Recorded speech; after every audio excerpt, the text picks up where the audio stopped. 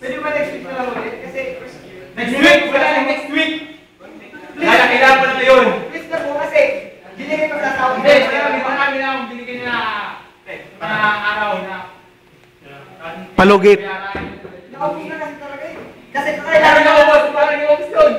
mag-contribution po kasi sir sa school namin, ay school nila para mabayaran yung project. Kung bayaran pa check, ano yan?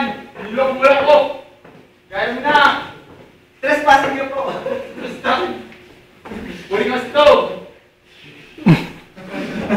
O yes, so sige, kunwari, nasa sahig. Kaya ano ba?